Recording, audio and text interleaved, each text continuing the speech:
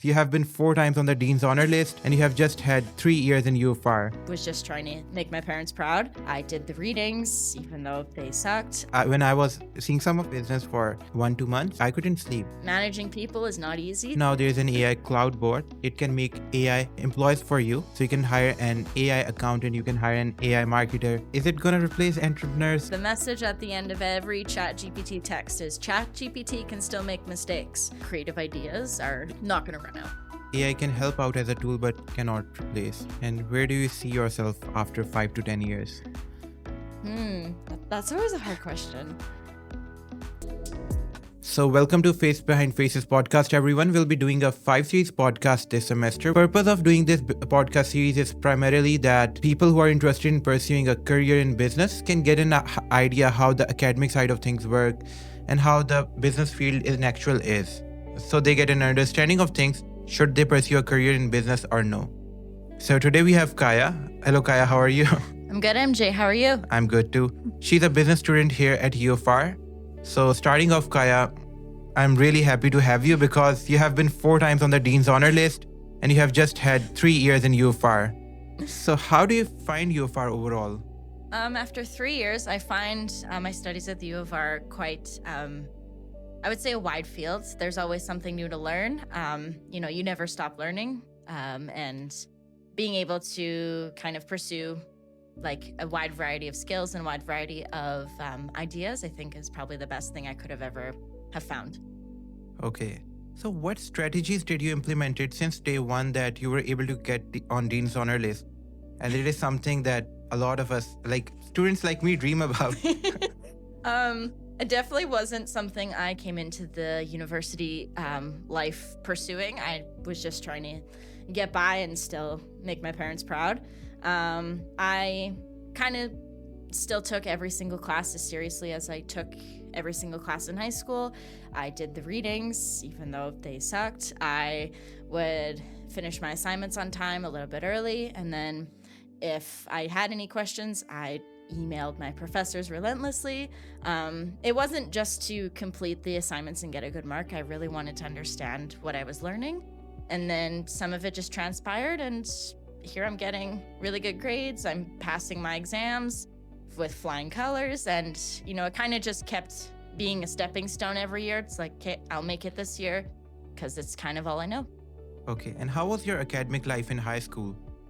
It was about the same. Like in high school here, I went to high school in Regina, and they had what we call honor roll, which is somewhat like a dean's list, but it's a bit more inclusive. It's like lower grade average, and it's throughout the whole year. So I was always like a study hard kid, get the highest mark kid. So my studies in university didn't really change. It just kind of adjusted to what I was studying here, which is business, where in high school it's a whole variety of ideas. So you were a topper since high school, right? Unfortunately, yeah. I was the bookworm, if you may. The front bencher of the class. You could say that, yeah. So how do you compare university life to high school life? Because a lot of students who do top in high school, but when they go to university, they sometimes struggle. Or sometimes it happens the opposite. Students who were not good in high school get good grades in university. But how are you able to stay consistent, and how do you see the difference in the culture overall? I definitely feel that in high school, you were studying for 7-8 hours a day. Whereas here, it's depending on when your classes are. I have never had an evening class yet, but I have had a full day. So I'm used to having to put my best foot forward and be active in class for longer periods of time. In high school, I would go to school, then go to whatever activity I had, whether it was volleyball or curling, and I would go to work right after, whereas now I have some time to really schedule when something is due or when I have time to pursue my other activities. So it's all about planning, but I would definitely say when you get into university, you do have more free time. It's just how well you utilize it. Okay. And how are you able to balance your studies and alongside you do work, right? Yes. So studies, work, and personal life, because a lot of students, if they struggle on studies, they struggle with work or the social life. So how are you able to find balance in all these three things? It definitely sounds like my mom when I say this, but scheduling. Okay. I do it for everything. I have a schedule of kind of when I'm at work, when something is due. I even have it for my finances, honestly. But it's all about being able to know when something is due or when you have an appointment. It's like right now it's a little bit different. I'm working and I'm only taking one class, but last semester was the first semester I took 5 classes. So I really had to make sure I knew when my midterms were, when my finals were, if I had a project due, how long did I have to work on it. So it's definitely all about the schedules and being able to prioritize. So do you use any app or something, or it's all just in your memory?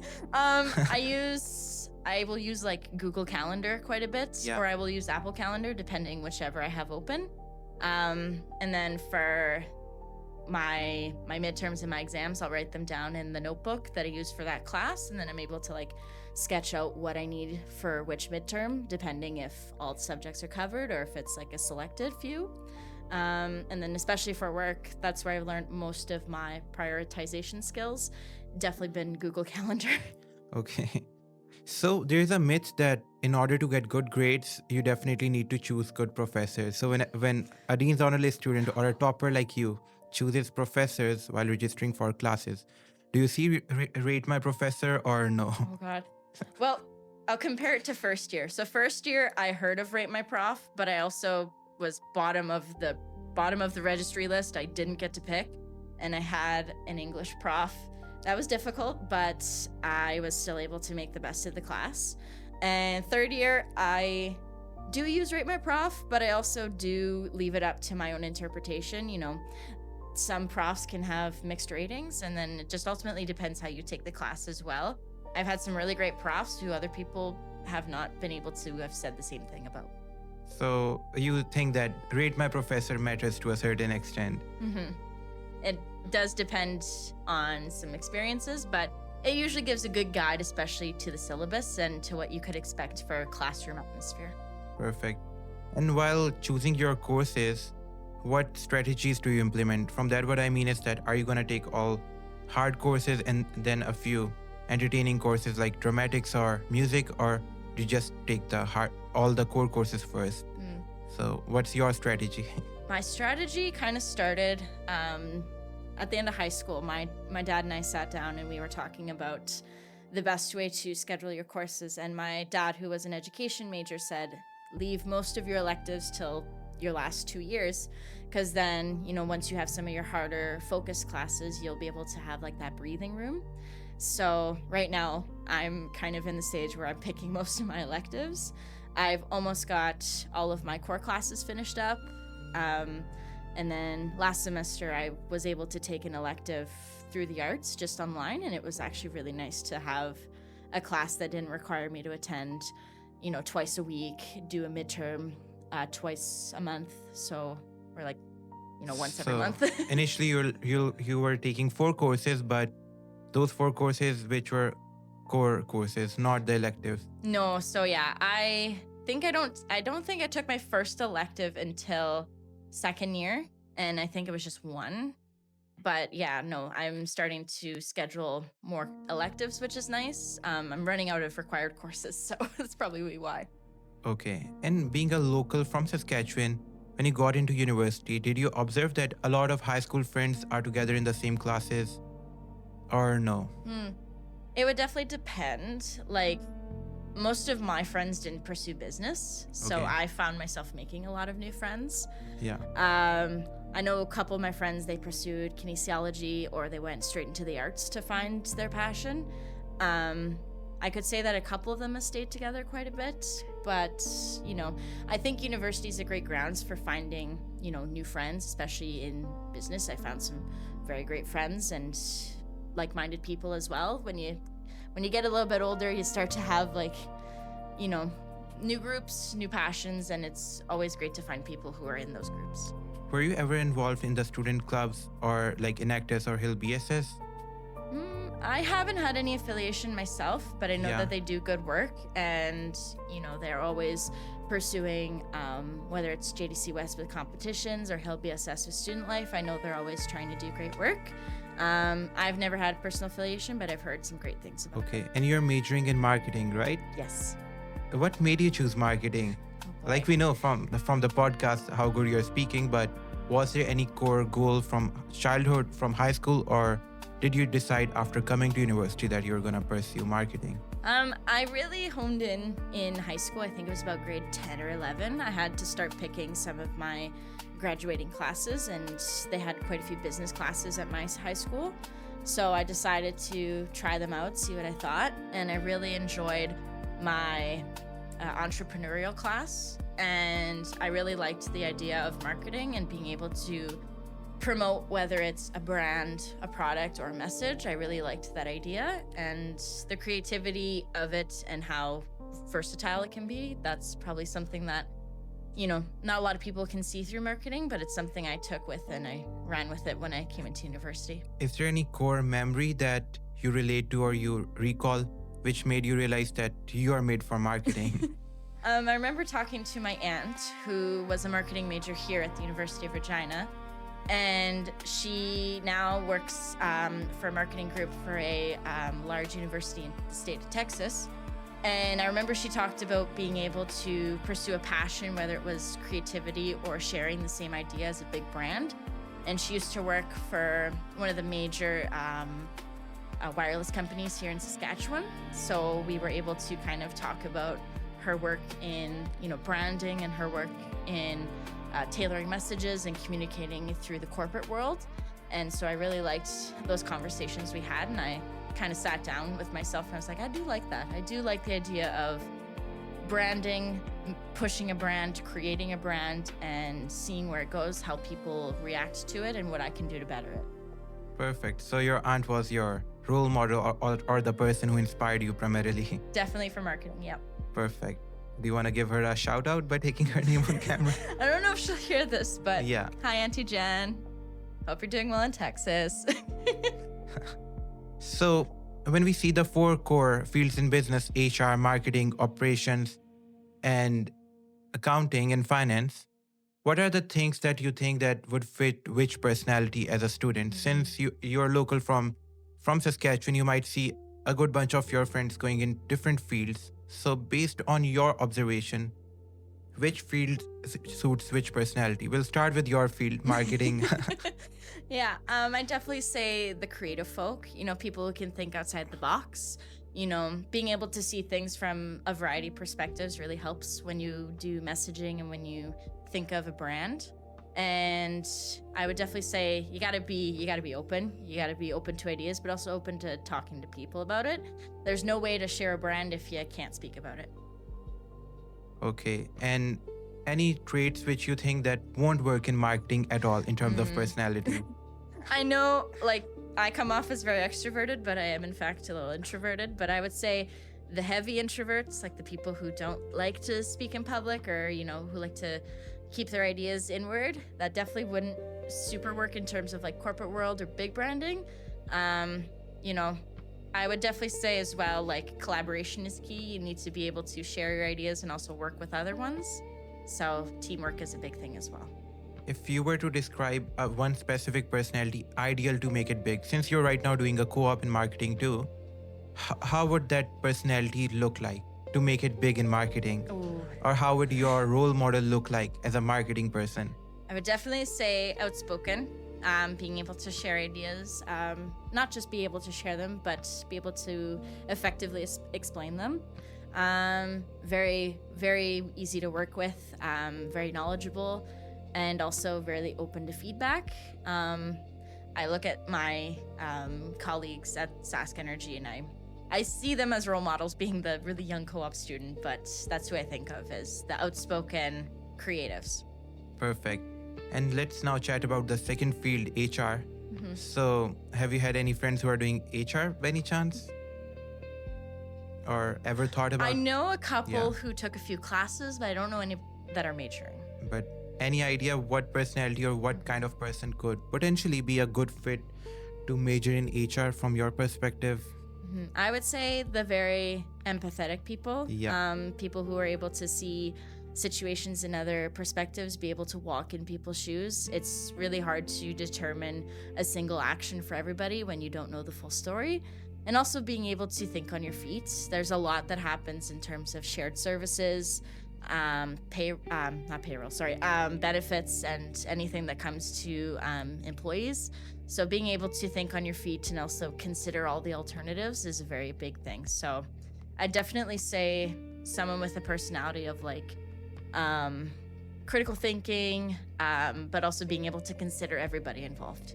Someone who is emotionally intelligent, right? Very much so. Why didn't you choose HR? Oh God. I can get a little flustered when it comes to dealing with multiple things at a time.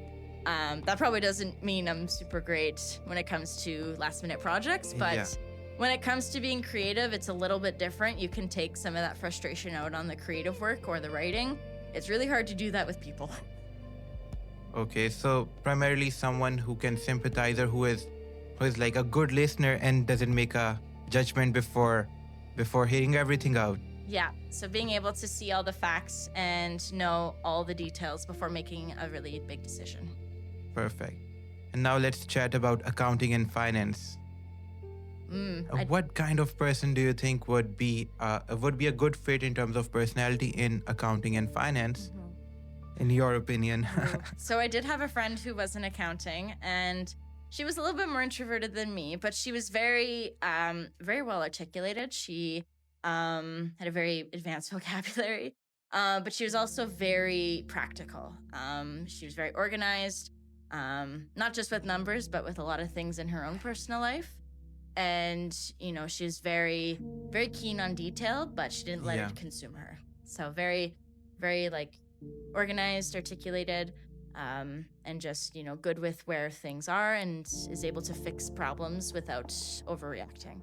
Someone good with numbers too, right? For sure, yeah. How is your maths, or how do you see accounting when you try to put yourself in the accountant's shoes as a business student? Oh, goodness. Well, I did take Business 285, Introduction to Accounting, and I honestly walked in the first day and thought it was going to be difficult or I would fail.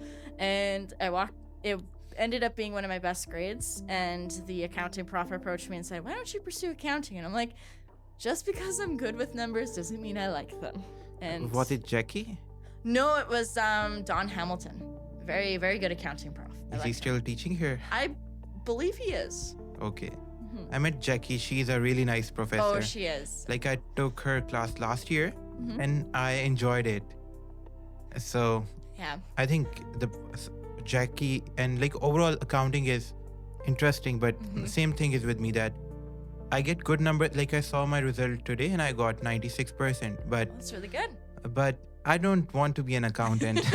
No, I could not see myself doing it as a 9 to 5. I would get really bored really fast. I also don't understand how someone can grow in accounting, because marketing is more about value creation. If you're getting the company XYZ value, you're going to be on a senior position, right? It kind of works like that. If your company is the way I see is that if I'm having a business and I'm getting more business for them, automatically I'll be promoted based on the merit or based on my performance. But when I see accounting, I don't understand. It's just a machine, robotic work. That's fair.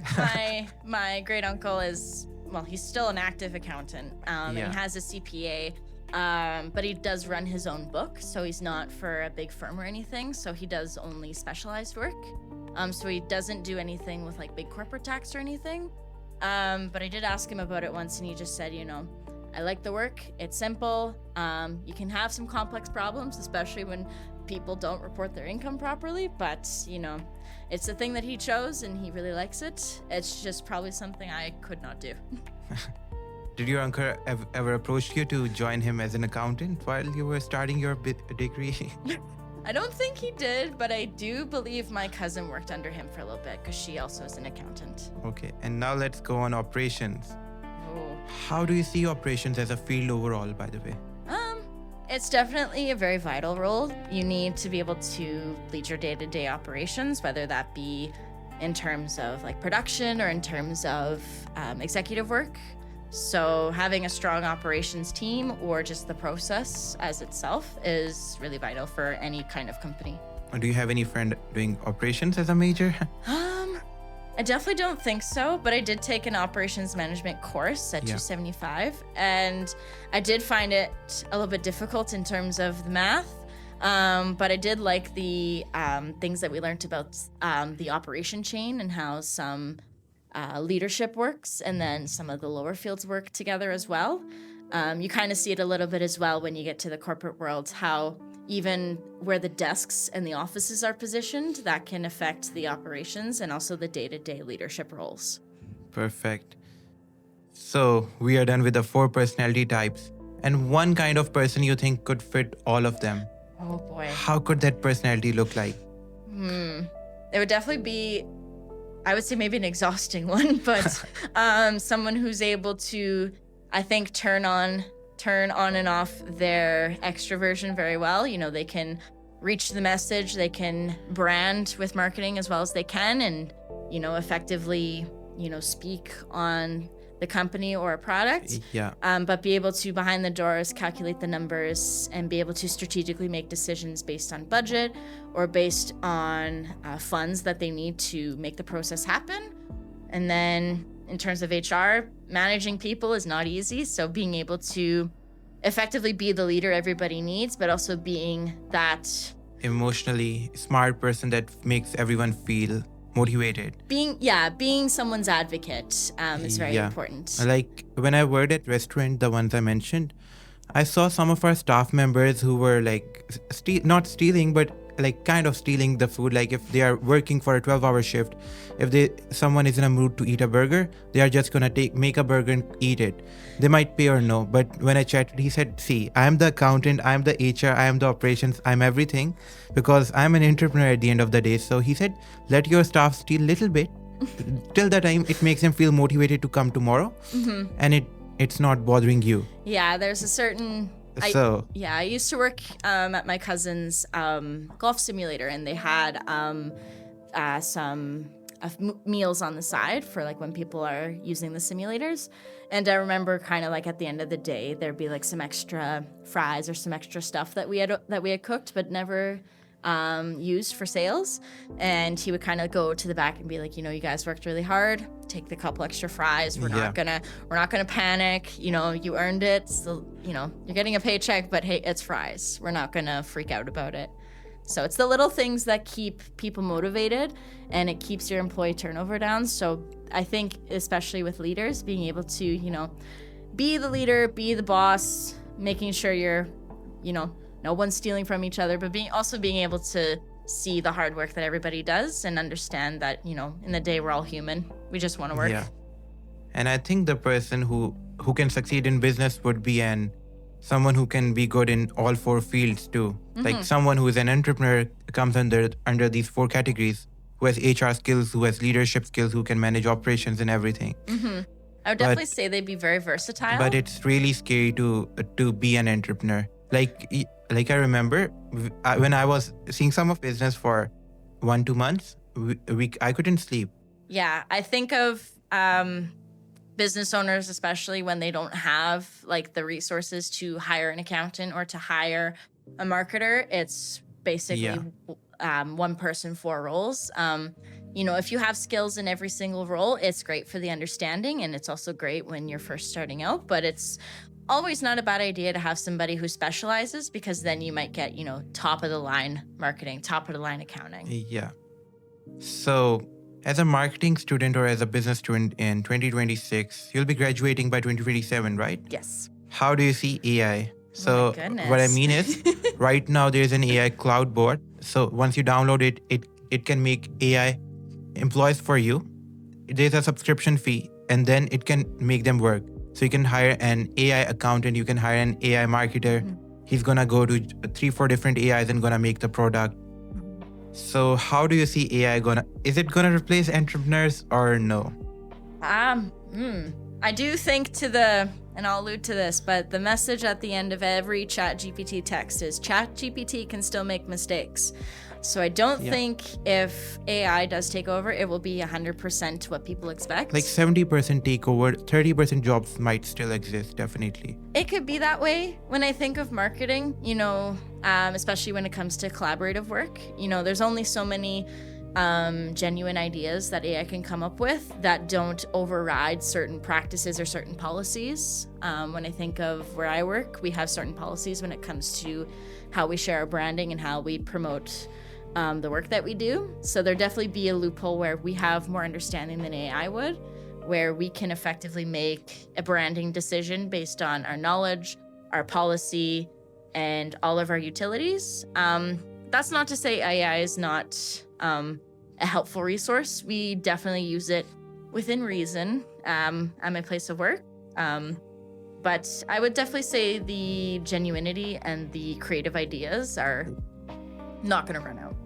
So AI can help out as a tool but cannot replace. I don't think it could replace. Maybe it might be able to take on a specific role in marketing that might be a little too time consuming, but for the creative aspect and as well as adhering to policies, I feel like that's left up to the humans.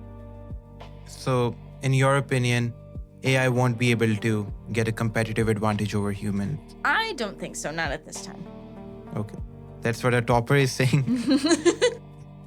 So you chatted about that you're right now working. It's a co-op job, right? Yes. So how were you able to get that? And if you could guide that, how to get co-op and how to get a good job too in co-op? For sure. So this is my second co-op term. I'm working with SaskEnergy in their community engagement department. It's a great role. But at the kind of the second semester of my second year, I found an email from the Cecil Center of Experiential Service and Learning. And I went to their orientation day. They kind of explained how the applications work and then the matching process. So you do need to have a minimum of 54 credit hours, I believe it is. And then you need to complete certain classes. They do have them listed. And at the end of my second year, I just had the minimum requirements. 67.5%? Oh no, my GPA was great. Okay. I just meant that I had just gotten my business 285, which they needed, and I just got 54 credit hours at the end of my exams. Yeah. So they kind of gave me a conditional acceptance just because I had all the other classes and I was already taking one during the time I had applied. And the application portal, you just have to submit essentially a cover letter that's tailored to the job. So if you're in marketing and there's a position, say at an advertising company, I guess tailor your skills that you know in marketing to the job. Like if they're asking for, public speaking or creative work on digital.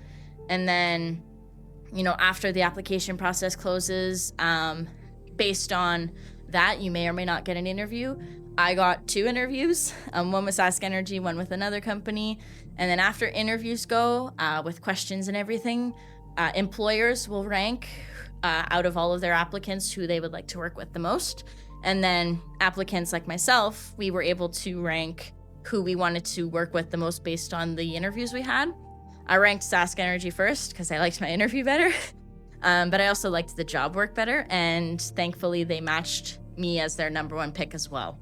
So then after that, I got a official job letter offer from them, and I signed it, and I started May 5th of 2025, and then I got invited back after Christmas.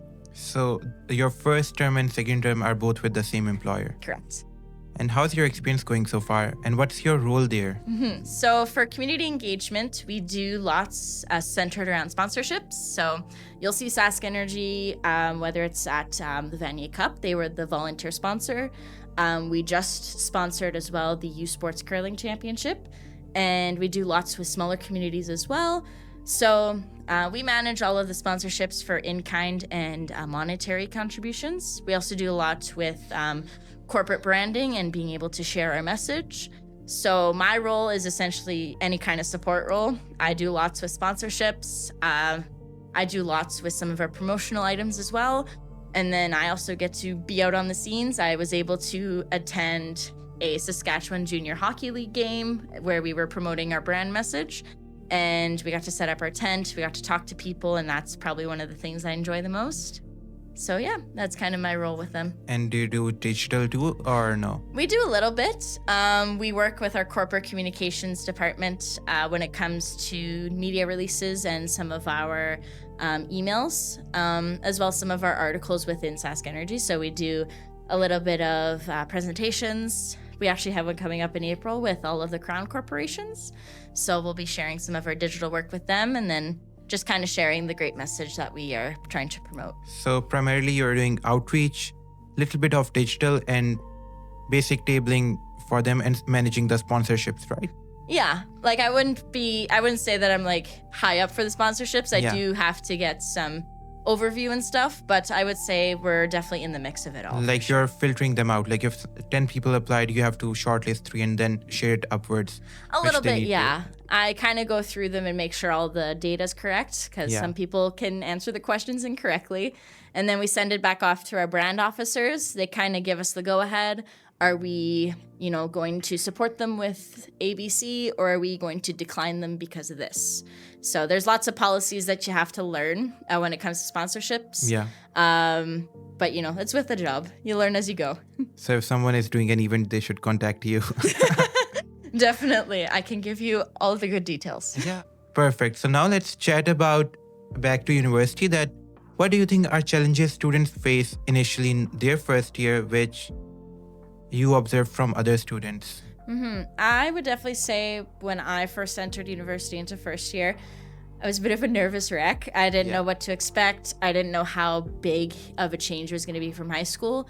People kept giving me the expectation that it was going to be, high stakes. Professors won't take some of the behaviors people do in high school. And I walked into my Business 100 class, and my prof was more than happy to see everybody. She was very thoughtful. She was very kind. And I was like, this isn't what I expected at all. I think just go in with the same expectations that you would maybe high school. Like, you're going to sit down, you're going to go through a lecture. It might be boring, it might be entertaining, but, make the notes that make sense to you. I did some mistakes in high school where I would just write down everything on the slides or write down everything I'd see in the textbook, and I would be like, I don't know what's important. There are professors I had who would tell me, this is the most important thing in this section. You're going to want to understand it. And I would kind of take that and run with it. Okay. But yeah, no, my first year was all about, learning the transition, because university is a little different than high school. Any one advice if you would give to your younger self who was starting out in university, what would that be? Calm down. It's not that bad. You're going to have, an assignment you're not happy with. You're going to have an exam you wish you studied more for. I definitely did. But I would definitely say, it's a learning curve. If you did well in high school and it wasn't like a phase, and, that's your work ethic as a whole, like, you are the person to understand concepts. You are the person to sit down and read the book again. It won't just magically evade you in university. It'll still come with you. So I'm the one who read the book more than once. I'm the one who would, redo an assignment if I didn't like it. So just take it as it is. If you really have a class that you don't like and it's not working, it's okay to change your mind. I came in and I was like, I am business. That's all I'm going to do. I like it. And luckily I have not liked it for a little bit. Okay. And how do you see the social circle in university? From that, what I mean is, as mentioned earlier, a lot of students stay within the high school circle, but when it comes to the international students, how do you as a local see them, and how do you see that international students can socialize with locals and you can build like diverse friendships? You told me about one of your Chinese friends. Yeah. Let's chat about her. So I did have a friend from China. She unfortunately is no longer studying here, but she was here for the first year and a half. And we got to share a lot about traditions. I come from an Eastern European family, so I got to have a lot of passed down traditions. So one thing that my friend from China, her name was Lisa, her and I got to share a lot about traditions, like what she would do with her friends and her family on Lunar Year and on other celebrations. I shared what I used to do with my family when we went home for Ukrainian Christmas. So we got to talk a lot about that. When you share cultures, you get to talk a lot about your family. So that's one thing I love to talk about is my great-grandma, the things she used to cook, the stories she used to tell. And Lisa would talk the same about her grandparents as well. So when I first met her in Business 100, we got to share a lot about different things from our childhoods. Like I grew up here, she grew up in China, and just how different schools, how different activities are. And I think it's great to have a friend who has a different life and is from a different place, and it's easy to share and connect with someone. And what is the one strategy you would recommend maybe local students interested to be friends with international or international to be friends with local? Just be open. And it's also beneficial if you meet them in a class that you have together. If they're in your faculty, that's a big bonus. And Lisa was before she moved back home. But it was really good to kind of talk about that as well. I didn't make too many friends in Business 100 that I still talk to today because it was a class and you're just trying to get used to things. But even people who I met in Business 100, I met people who were from India, Pakistan. I met people who were even from Australia. And we were talking about kind of all the different things that we grew up with in our childhood. That was one of our icebreakers, actually. Okay. Was to kind of get to know a couple people in the class. And, it was really nice to see, hey, someone else has a different experience. We're not just all from a farming family in Saskatchewan. So mostly people are farmers here or from such families, right? Yep, that's probably about it. I'm from a farming family. I have a lot of friends who are, or miners. It's farmers, miners, or people who work in construction. Okay. And what are your career plans moving forward after the co-op? Are you going to work in SaskEnergy? Oh my goodness, that'd be a nice way to segue into adult life. I say that like I'm not an adult. But it would be a good place to start. But I ultimately would love to work in a bigger center. Maybe not Regina, but that's always a big plan for me, is to work in a bigger center, maybe with a bigger brand, whichever one that might be. I'm not too sure yet, but essentially being able to share a bigger message is like the end game for me. And where do you see yourself after 5 to 10 years? That's always a hard question. I would definitely say maybe somewhere else. Maybe not here. If I am here, that's great. But maybe in a center like Calgary or a center like Toronto. Maybe it's with a sports team, or maybe it's with a bigger corporate position. But ultimately being able to do the thing that I like, which is sharing a message or sharing something I believe in, with branding and with all the creative ideas that you might not be able to do in other positions. Okay. And how do you see the world of 2050? A post-AI, post-robotic world where people will have chips on their brains, there would be robots. There would be laws saying a robot maybe. I heard a story that someone called their robot a robot, and the robot did a case. It is Claude, the same AI I'm talking about, of robo-shaming. So how do you see the world of 2050? Over-competitive or how? Sounds like a dystopian world the way you're describing it. I would definitely say, in terms of that kind of world, like a bit more digitalized, maybe robotic in terms of some positions, the competitiveness, even when I think of today, like my position or other positions similar, it is somewhat competitive. You need certain skills and you need certain experience. I would say it might differ when it comes to like an AI or like a robotics sense, in terms of that versus a human. Yeah. The competitiveness might still remain the same, but you might be seeking more of like a humanized version, like a genuine comparison, like creativity versus generics, if that makes sense. Yeah, makes sense. And how do you see the education system of 2050? Like universities and everything. Yeah. Oh my goodness. I know they do a big crackdown here on AI as it is. I think they should have an AI policy because it's 2026, 4 years of AI already on the public scale. And also I was seeing that a lot of universities have came out with AI policy that you can use AI, but just share us your prompt and then share us your final version. Like even at SaskEnergy, we have a really good policy on AI. Like you need to be able to use it in terms of like, are you using it for an email, or using it for like a help with the PowerPoint and not sharing sensitive information. I think to the one that we have here where we have systems like Turnitin and we have, TAs who are looking for those like AI things in terms of papers and stuff. Human thought is a very unique thing, and I think we need to promote it. That's not saying AI can't help, but I think there's a fine line between your own work and relying on someone else to do it. So you find that AI should not be allowed in academia as of now, or do you think that it should be allowed? It can definitely be used as a tool, but I think back to, I'm basically regurgitating what my profs have told me, it's your own work, you got to do it your own way. Yeah. I have used AI like to help me with emails and to help me with a presentation if I don't know what to do. I have I have used it to help me with certain papers as well. Like if I don't understand a prompt, I'll have it explain it to me. Yeah. But I will never use it to like write out the whole paper because I don't trust that it understands exactly what I want. Perfect. Thank you very much for joining us today. Before we end, just see the camera and give one advice to the viewers.